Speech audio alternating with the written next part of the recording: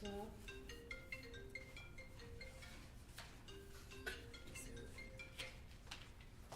Okay.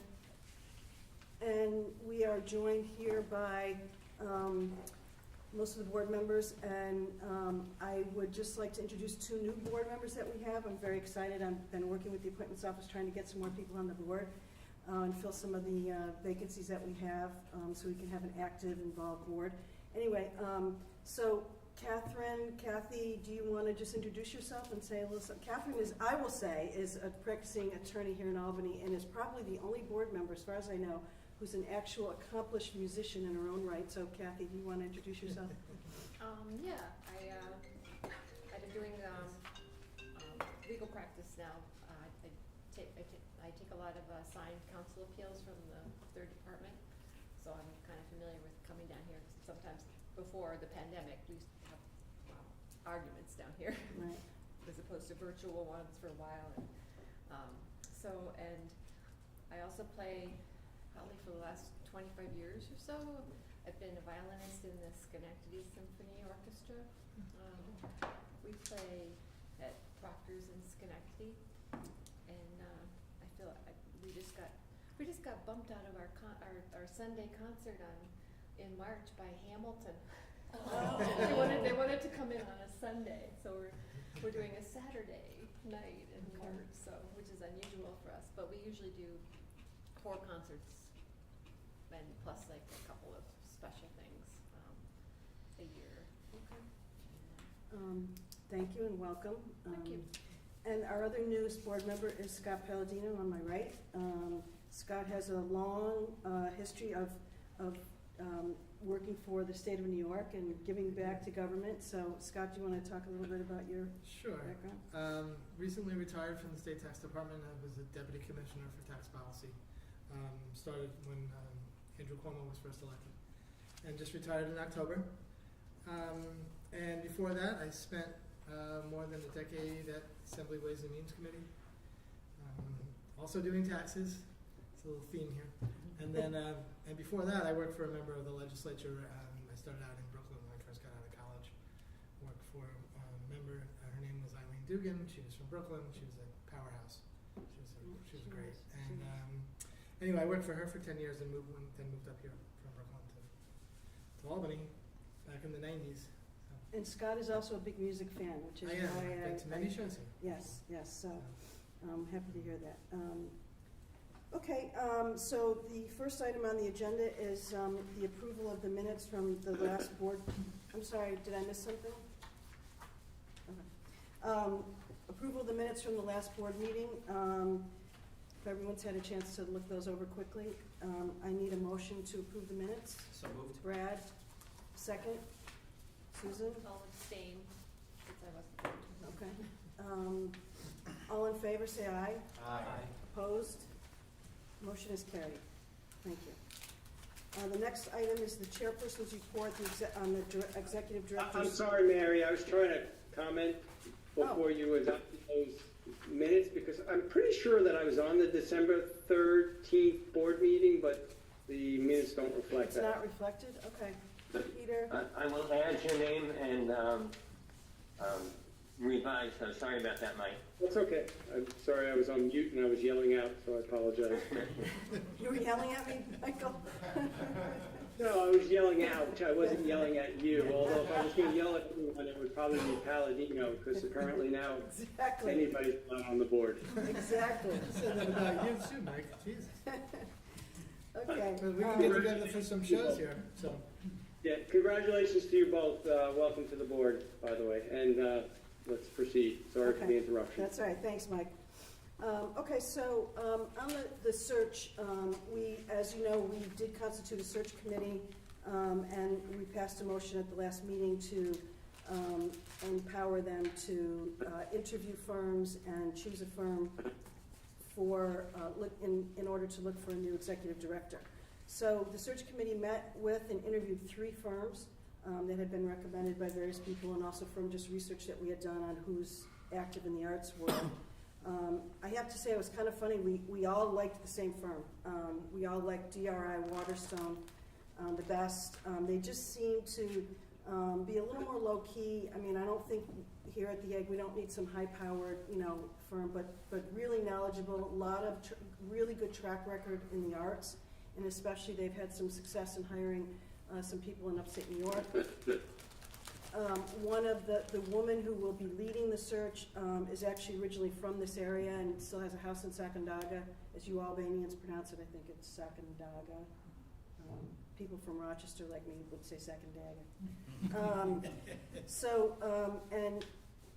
So that kind of went in their favor. And we, like I said, we really did want to get someone who had some arts experience. We thought that was really important. So DRI Waterstone has been retained. They've begun the process. They met with the search committee. We spent about an hour with them once they were retained, just talking about our vision for the Egg and what type of person we were looking for. They wanted to meet with, they asked us some stakeholders maybe on the outside that they could meet with. And also we suggested and they concurred to meet with the staff, and it's my understanding that meeting has taken place. They also did it, my suggestion was that one of the people they talked to is Jim Malatras. Jim's had a long career on this board, and as you guys know who have been on the board, is very passionate about the arts. So they did talk to Jim and get some suggestions from him. The next phase will be the candidate recruitment. They will do interviews and assessments. And also, by the way, this firm has a very robust diversity recruitment effort that they've done in other places, so that attracted us too. Then eventually the top 3 or 4 candidates will be interviewed by the search committee. We will be receiving a progress report from DRI Waterhouse every 2 weeks, right, Peter? Yes. Yes, and then we will be meeting with them periodically. I think our next meeting is in early March. We expect the process, according to them, to take 4 to 6 months. We're trying to kind of get them to do it as quickly as possible, but I don't want to do it quickly at the risk of not having good candidates, because that's really the most important thing. So I think that's about it, but I thought maybe people might have some questions or anything to add. Brad is on the search committee, and Kathy is also. No, I am curious, the meeting with staff did take place, right? Yes. And what was the feeling? I liked it from the get-go. The guy I spoke with, before I could ask my first question of him, asked it of me, and he said, he clarified it before I could even ask. He said, I come from this industry, so you can speak to me from that perspective. You can use the jargon. He said, if you lose me, I know enough to let you know. And it just went from there. Dove in appropriately, deeply enough, in every item that we discussed, that I got the feeling that he was trying, he could almost see this building and its operation. Yeah. We spent an hour on the phone. Oh, wow. And he did a follow-up email with me. We talked about several items there. Yeah. Yeah, I definitely got the feeling that he knew how to get comfortable with the operational side of this organization before he moved forward.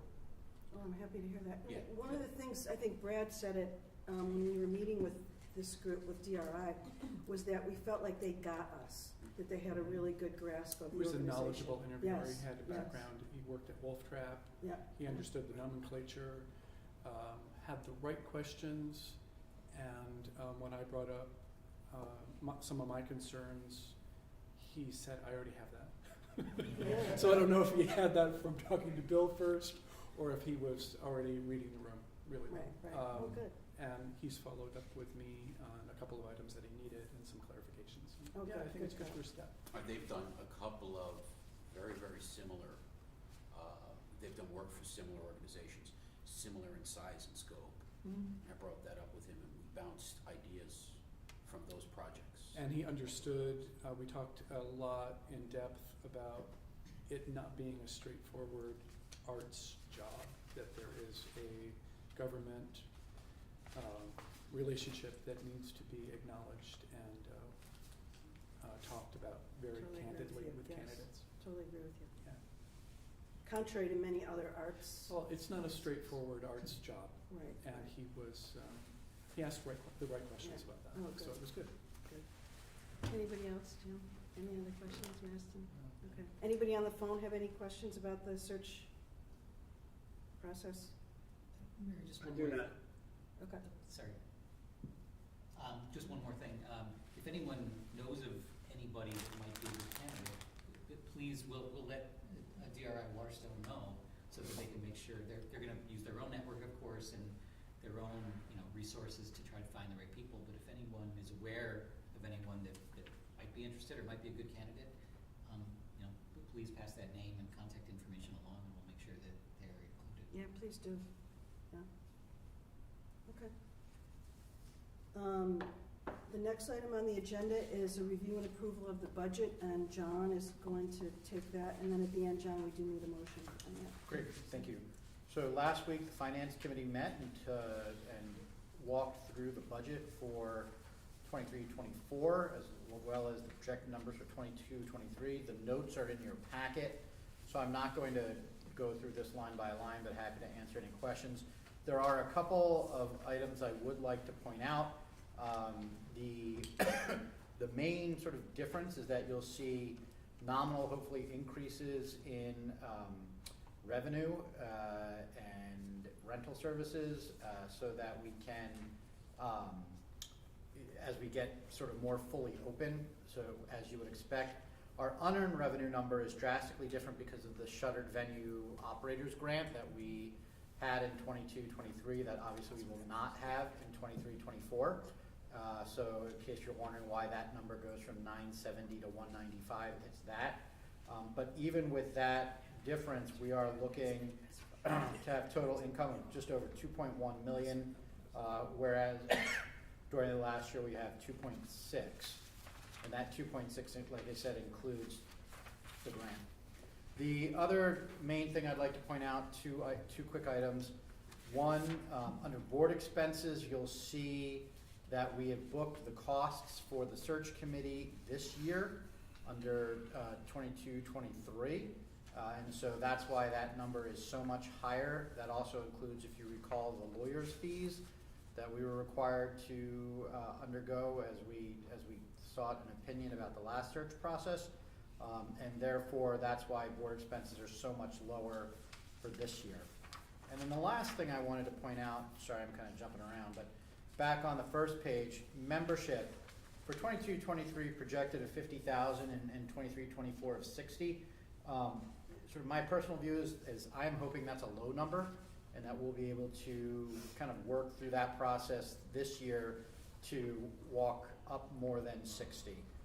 And in the end, we've got a zero-sum budget, but we also have some surplus in case something goes drastically wrong. So with that, Peter would be happy to take questions. I'll just say one thing about the membership, and I meant to mention this at the beginning. It would be great if all the members of the board could become members of the EGG. So Peter is going to send around a link where you can sign up. I don't think it's very much money, is it? I mean, yeah, I'm sorry, it's $10,000. But so that would be great, and I think it would be a nice thing for all the members of the board to be I think we members of the started EGG. that last year, so I think most of us who've been here probably already are. Okay. Okay, and sorry, if anyone has any questions, Peter's available. As John said. I actually just have one on the unearned income piece. Mm-hmm. The staged labor services is what? Just as a curiosity, since it's such a big number. Peter? I'm sorry, can you just speak up just Oh, a hair? sure, sorry. That's okay. The listing, the item staged labor services under income is, how does that generate? I'm just curious. Well, that's generated through getting reimbursed from renters of the egg for services provided.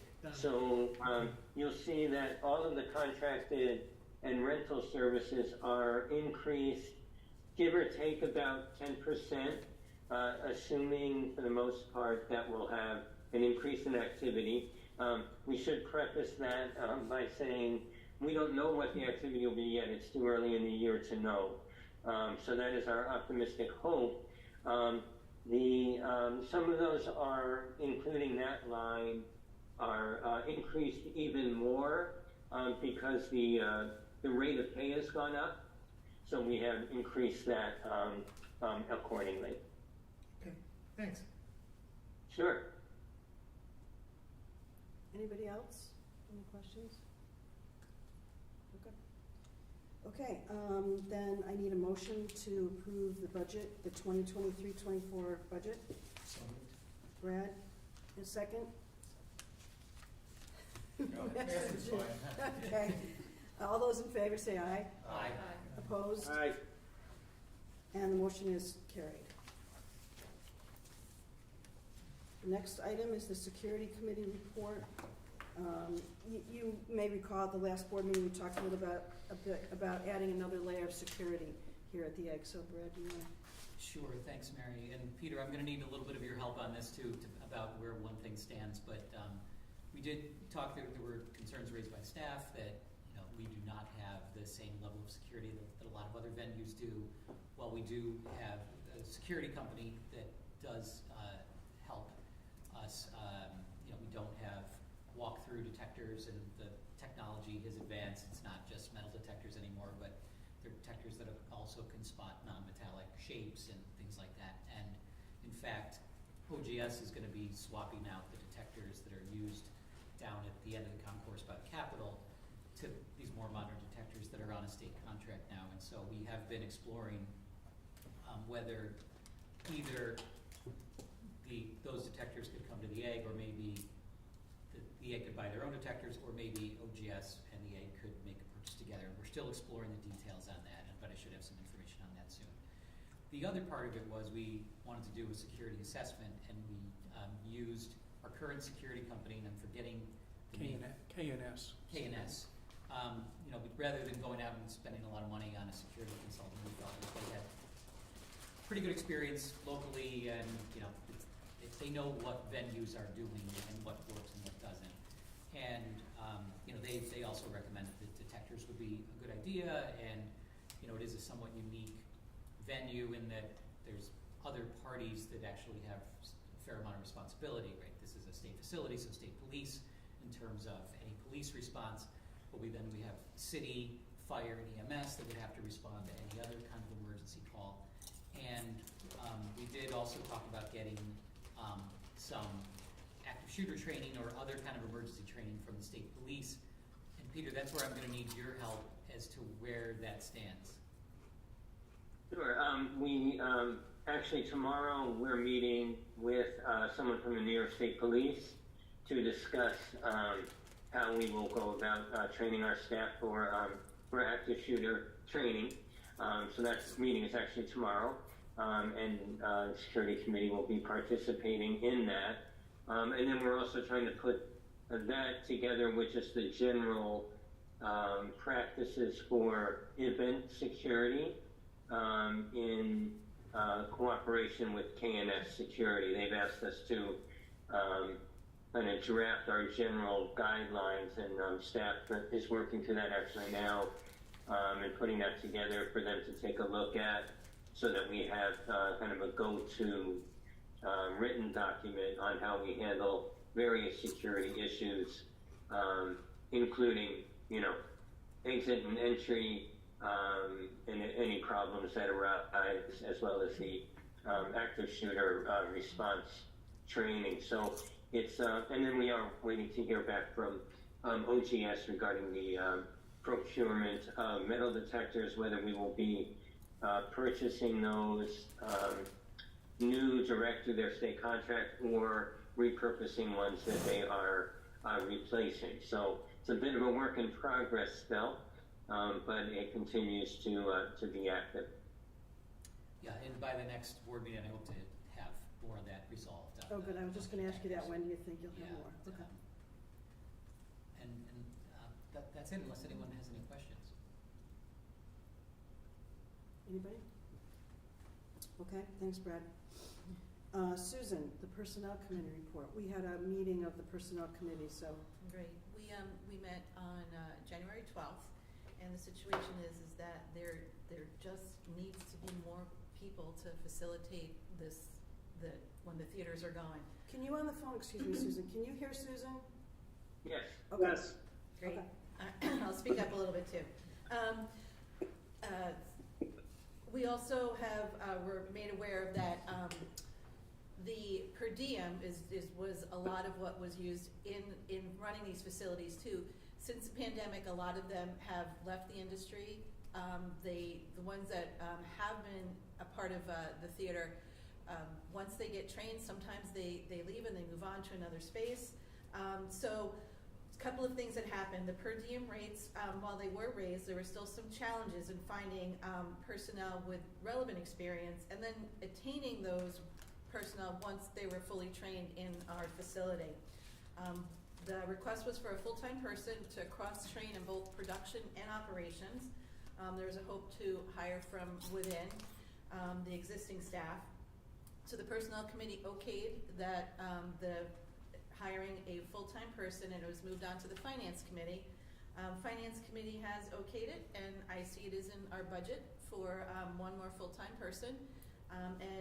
Bill is going to start to canvass and interview with the hope to hire someone within the next couple months. So that's great. I'm glad we were able to get that done. Yep. So. Bill, how long do you think it'll take to? We're hoping to do it right around April 1 if we can. Okay. The start of the new fiscal year. I think we can do it then. Have you got some folks in mind? We do. Good. We'll advertise it just to see Sure. who's available, what's out there. I think I've said it at the Personnel Committee meeting or somewhere recently. Love to hire from within. Yeah. Love to move everybody up and then just bring in the new ideas, bring in the new talent. So we're looking at that. 6-8 months ago, that was a bit more of a challenge. Again, in the post-COVID environment, we were really a training ground. That ebbs and flows. And that's where we were in September, October, where probably that hire would not have come from in-house. But it's turning. Good. Anybody have any other questions or anything? Okay, we're going through this quite rapidly. So the next item is the Executive Director's Report. Peter? Hi, everybody. Yes, I did send along the activity report since we last met, and you can see we haven't been extremely busy, but the events that we have been relatively well attended. We're having some guarded optimism that the audiences are starting to return, because certainly the percentage of seats that are being filled, for the most part, definitely over the last couple months, has definitely back on the increase. And we're going forward with a bit more optimism in the spring, and now getting into the fall as well, as far as booking shows. The rental activity also promises to be increasing as our for-profit concert promoters are also experiencing better luck in attracting audiences. There's definitely still a few shows out there that are lacking, but that's typical. Even pre-pandemic, there's always some things that you thought would do well that have not. But all things considered, I think we're looking at more audience confidence in coming back. So that's great. As far as that goes. And then again, relating it to the budget, we use that confidence and that trend to hope that we'll be back to booking and getting ticket revenue that comes back to our pre-pandemic levels. But we're taking it one short step at a time. We're still definitely not predicting that to be in full force by next year, but things are looking good. Other than that, there's not a lot to report as far as any major facility changes or improvements. There's a major project that's been a twinkle in everybody's eye for a number of years now, to redo the electrical systems and everything from carpets to seat cushions and other infrastructure items that are sorely needed. That I believe we reported last time had been once again postponed to summer of 2024, and we're hopeful that that may still happen at that time because the improvements are definitely needed, but certainly any health or safety issues are being addressed as soon as they come up. So And Peter, that money has to come from the ag budget, not from OGS? I think it should come from no, OGS. that's not. We don't provide any of that. That all comes from OGS. It does, It's, okay. with any facility improvements that are infrastructure are all financed through OGS. Hmm. Okay. That's a mixed blessing. And I don't know if Bill, if you had any update on that. I know you mentioned there might be some new developments, but Yeah, the timeline is critical, and I'm staying very close to the design engineering side of this thing, because the timeline, if it's a spring-summer project, is probably going to be more like 2 or 3 blocks of spring-summer projects. It'll be May to September, hypothetically, in 2024, 2025, 2026.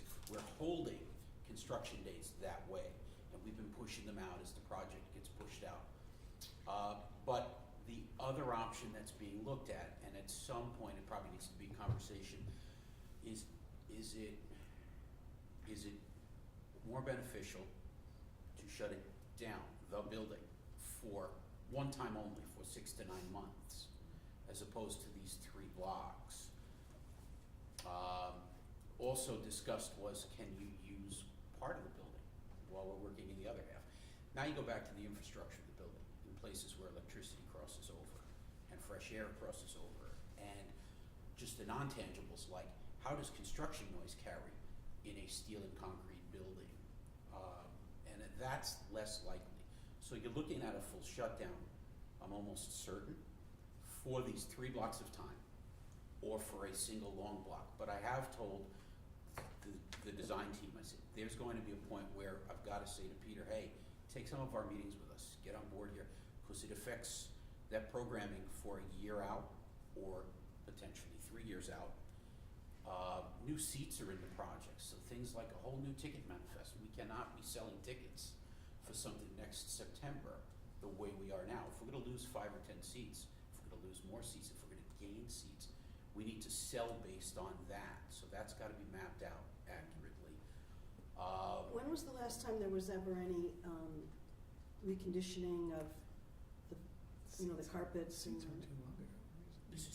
Seat parts, seat backs, the seats have been done in phases. You're still looking at original hardware on seating. Some of the carpet is 20 plus years old, the rest of it is original.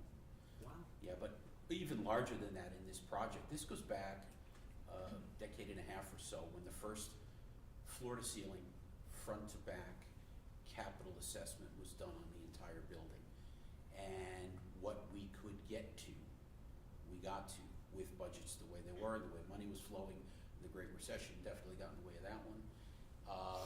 So what we're looking at now is everything remaining from that capital assessment that was done way back, all lumped into one project. Sometimes it's 2 projects just to keep it on track. But it's everything else, so that we are ADA compliant, so that we have new seats, fire suppression, fire detection is addressed in the document, mechanical and technical is addressed in it, and that's all before we get to the stagecraft, before you go on stage and talk about your stage lighting and your actual event production. So that's where it is probably the single largest upgrade at one time, if it happens as designed, that this building will have ever seen at one time. And it is after 3 or 4 good size capital projects came out of the 2010 to 2017 time span. So you watch, some of that is starting to, some of what was done prior to this assessment, field conditions change, technologies change, equipment ages. Some of that's starting to sneak back up, come full circle. We're looking at something we did 20 years ago, little over 15 years ago, in the first of these capital projects. And some of that is starting to come back.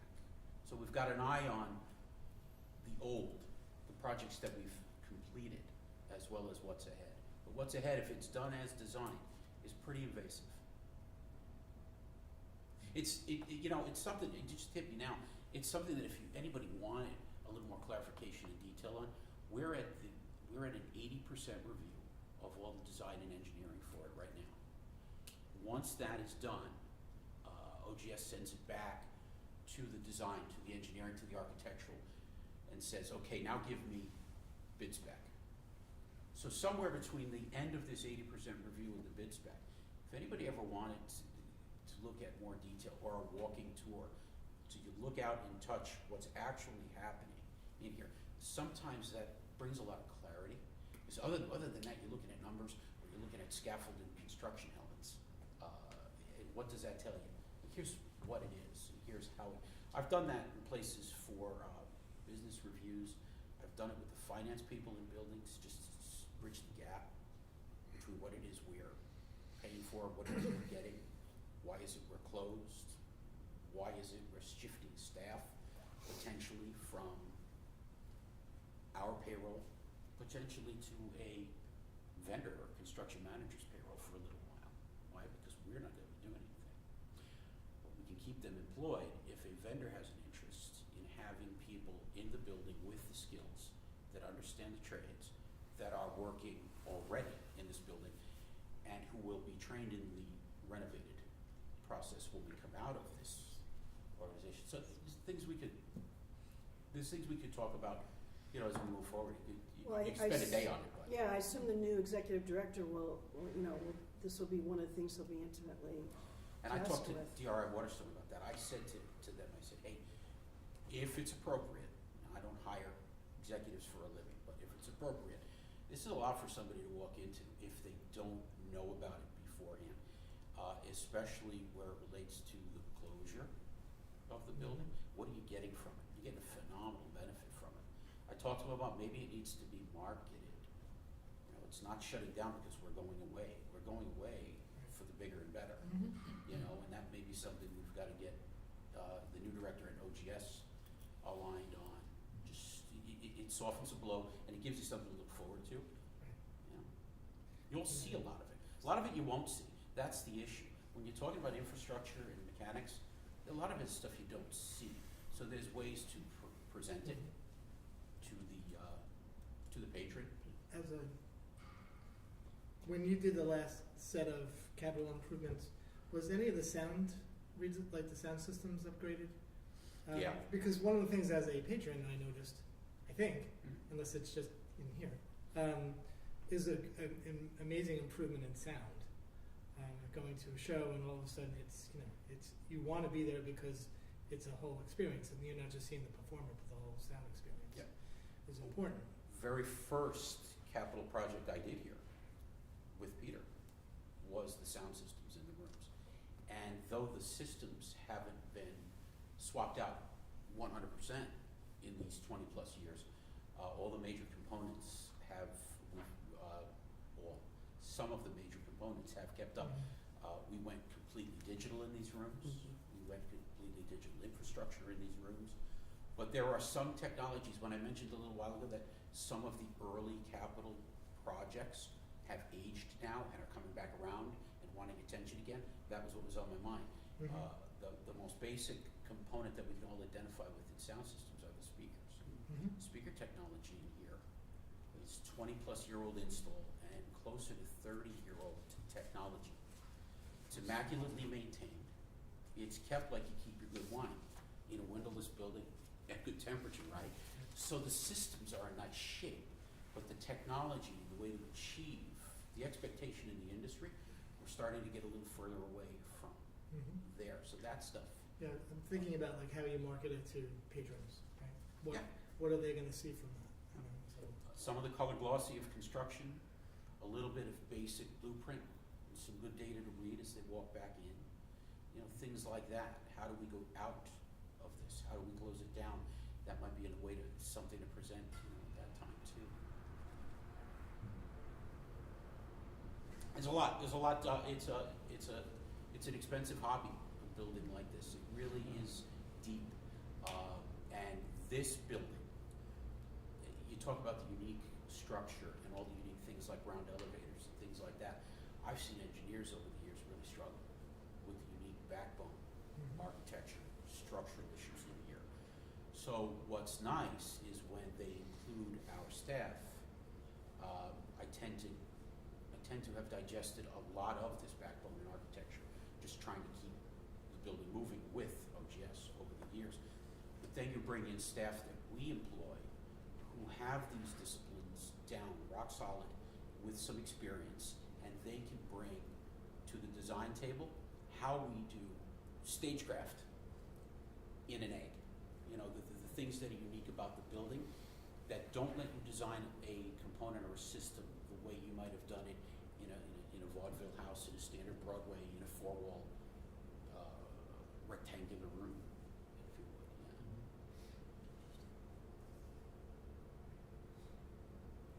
Any other questions or anything? No? John, anything? No? Fran? Okay. I'd just like to say, at some point, I would like to have a deeper dive into Take all the that. tour? Yeah, absolutely. I know we did a tour at one point not too long ago, and I saw some pretty old machines. Maybe we could schedule something that could be open to the whole board, Peter, a tour. What, maybe in the spring? Yeah, maybe the next board meeting could include a facility tour. That's a good, yeah. The May meeting. Yeah. If you park, we could talk later, if you park 40, 45 minutes after the meeting, we can hit what amounts to all 9 stories, at least quickly. And then if anybody wanted to come back or ask questions later on. But it's truly, yeah, when you start at our loading dock, it's 9 stories to the main stage, 8 to the Swire Theater stage behind us here. There's a lot of ground to cover. But I think as we move forward, if this project really comes on, like I think it's going to now, it alleviates a lot of the angst. You at least know, oh yeah, that was that, or that's somewhere in that room, I remember that. You can ask a question easier, or come back and take another tour, or look at something a little bit closer later on. Okay. Okay, great, thank you, that was good. Sure. Peter, anything else you want to add? I don't think so. I mean, again, again, to thank the staff for all they're doing and always do, but even more so with my inability to be there. It appears as though everything's running smoothly as ever, and it's a great tribute to them, as always, that they're able to manage all of these events so well. So we just want to shout out to them as always. And again, thank you for your support and patience as we go through this little extended interim process. And that's really the report from here. Okay, great. Yeah, and thank you to the staff, and please pass that along to everybody else. Appreciate it. We put in an item for executive session in case we needed it, but unless somebody has something, I don't think we really need it. Okay, great. And I guess I need a motion to adjourn. So moved. So moved. Okay, Jim, you didn't get My to do it. turn. Yeah, it's your turn. Okay, second, all in favor? Opposed? Motion's carried. Thank you. Thank you. Thank you. Thanks, everybody. Thank you.